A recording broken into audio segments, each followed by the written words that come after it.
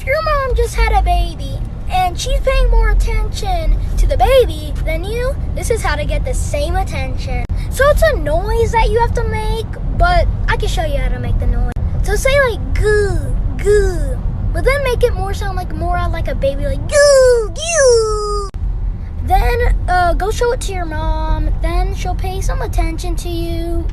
Yeah, but don't act like that. Don't